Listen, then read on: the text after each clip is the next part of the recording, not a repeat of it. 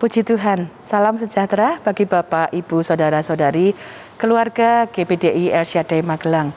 Kiranya kasih dan kemurahan Tuhan ada bersama-sama dengan kita semua dan kita dapat merenungkan bersama-sama firman Tuhan.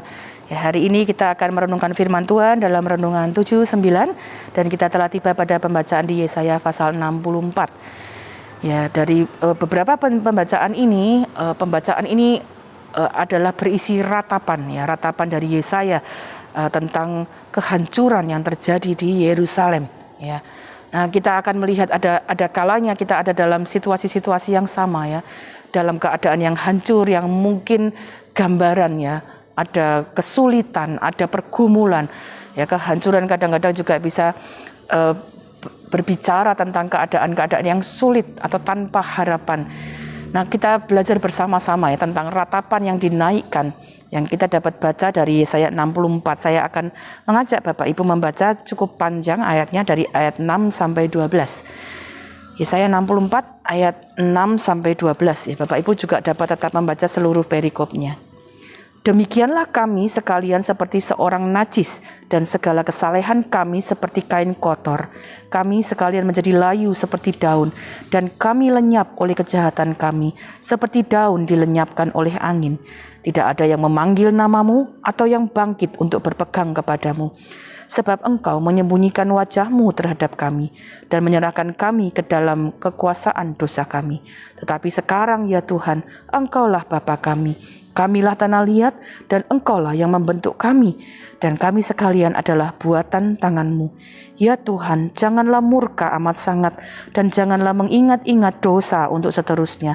Sesungguhnya pandanglah kiranya kami sekalian adalah umatmu. Kota-kotamu yang kudus sudah menjadi padang gurun, Sion sudah menjadi padang gurun, Yerusalem sunyi sepi. Bait kami yang kudus dan agung, tempat nenek moyang kami memuji-muji engkau, sudah menjadi umpan api. Maka milik kami yang paling indah sudah menjadi reruntuhan.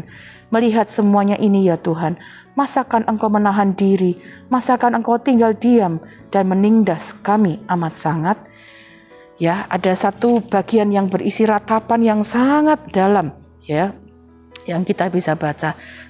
Dan hari ini kita akan belajar dengan satu tema berjudul seruan ya. Di dalam kehancuran yang dilihat ya, kehancuran yang akan terjadi ya, ada seruan yang dinaikkan. Nah, kita akan melihat bersama-sama hal yang juga kita bisa pelajari, kita bisa teladani ketika menghadapi kesulitan, menghadapi keadaan tanpa harapan ya. Mungkin keadaan-keadaan yang tidak mudah ya. Ada seruan yang kita bisa naikkan, dan dari seruan yang kita baca tadi ada beberapa pokok yang kita bisa lihat. Yang pertama, bagaimana seruan kita bisa naikkan? Yang pertama berisi pengakuan. Ya, kita kembali saya bacakan kutipkan ayat yang ke-6. Berkata demikian, kami sekalian seperti orang najis, kesalehan kami seperti kain kotor. Ya, ada satu pengakuan bahwa ada perilaku-perilaku yang tidak baik, ada perbuatan-perbuatan yang tidak benar.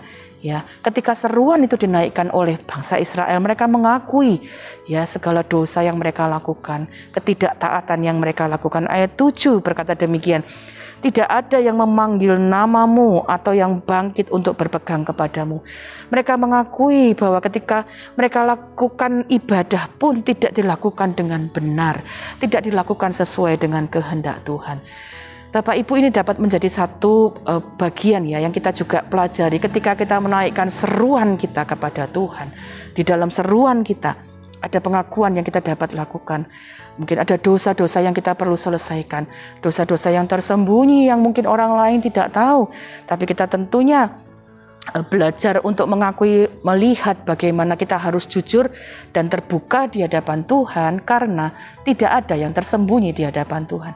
Ketika engkau mau menaikkan seruanmu, bawa dalam pengakuan. Tuhan, engkau mengetahui aku, kalau ada hal-hal yang tidak berkenan, datang meminta ampun, datang bereskan ya dulu di hadapan Tuhan.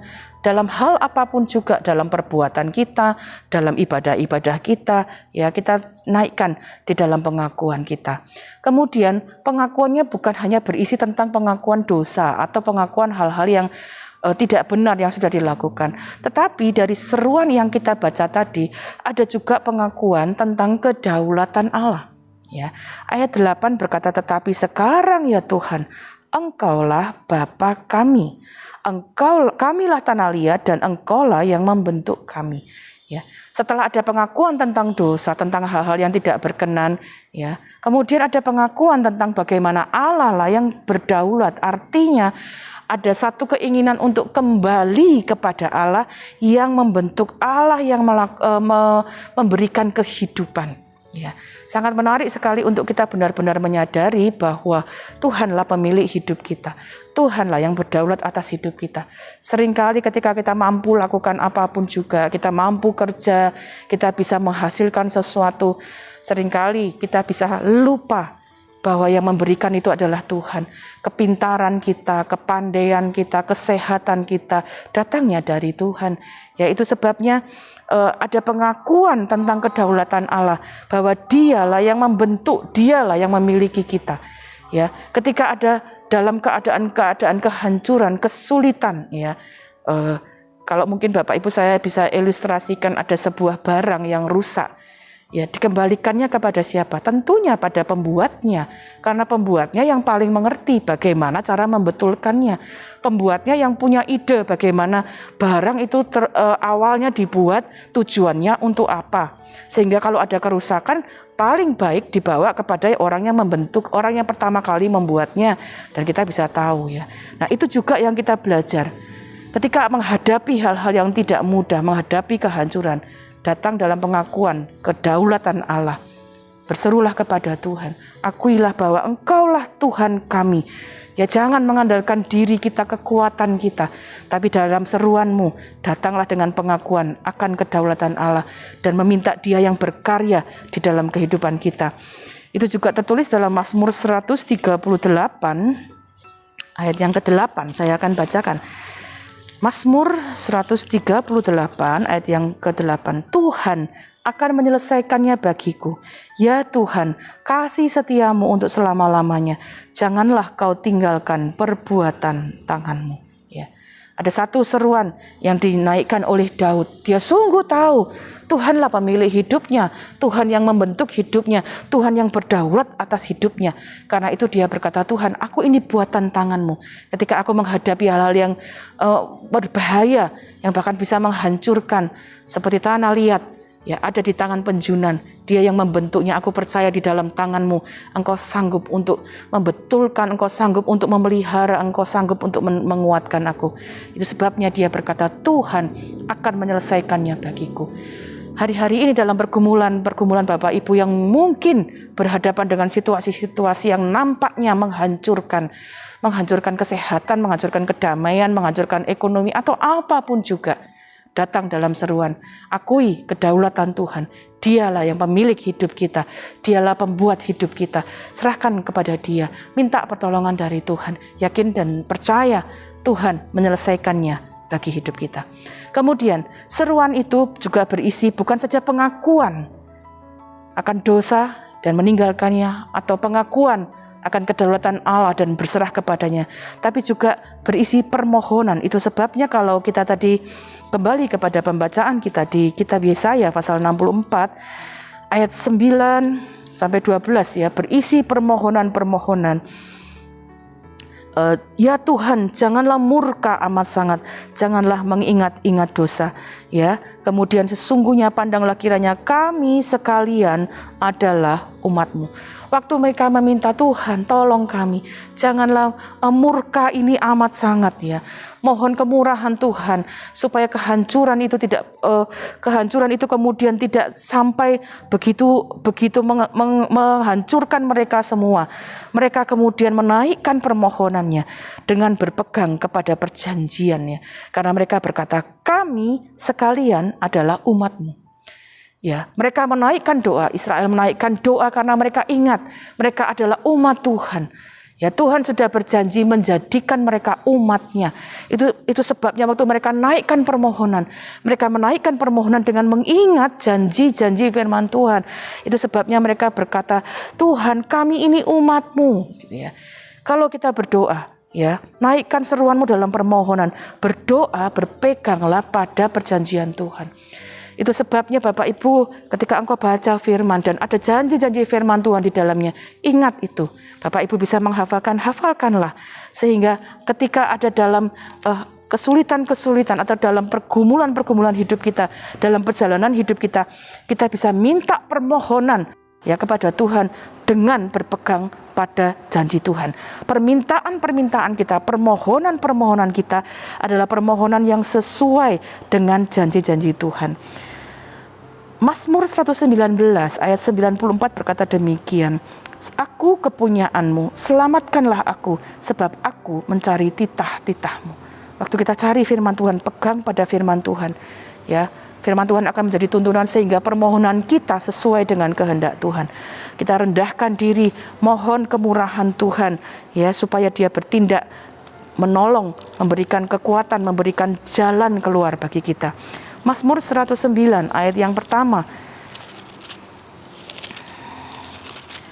Saya bacakan. Ya Allah pujianku, janganlah berdiam diri. Ya, ada satu permohonan, Tuhan, kami berseru kepadamu menghadapi kehancuran, menghadapi kesulitan. Tolonglah kami, janganlah berdiam diri. Karena itu hari ini kita belajar ada kesempatan untuk menaikkan seruan dalam keadaan apapun. Ya, jangan berhenti naikkan seruanmu kepada Tuhan. Karena firman Allah berkata ketika kita berseru, Ia menjawab kita. Ketika berseru, ada pertolongan bagi kehidupan kita. Karena itu jadi anak-anak Tuhan, ketika ada kehancuran yang mungkin kita lihat ya, kita alami hari-hari ini, jangan putus asa, jangan berhenti, teruslah berseru. Tidak selama-lamanya Dia akan diam. Ayat 3 ya di Yeremia pasal 33 berkata demikian. Yeremia 33 ayat 3, berserulah kepadaku, maka aku akan menjawab engkau dan akan memberitahukan kepadamu hal-hal yang besar yang tidak terpahami, yakni hal-hal yang tidak kau ketahui. Ya, beberapa minggu yang lalu kita belajar dari firman Allah dalam ibadah. Berseru pada waktu kesesakan dan Dia akan menjawab, memberikan jalan keluar. Karena itu hari-hari ini di semua situasi yang kita hadapi, jangan berhenti berseru kepada Tuhan. Ada pertolongan bagi anak-anak Tuhan yang datang berseru kepadanya. Demikian firman Tuhan, mari kita bersama-sama berdoa. Bapa, terima kasih, kami mengucap syukur karena kami tahu di dalam semua pergumulan yang kami hadapi, yang sulit hari-hari ini, bahkan banyak kehancuran-kehancuran yang mungkin kami sedang hadapi, tapi kami mengucap syukur tetap ada harapan, berseru kepadamu.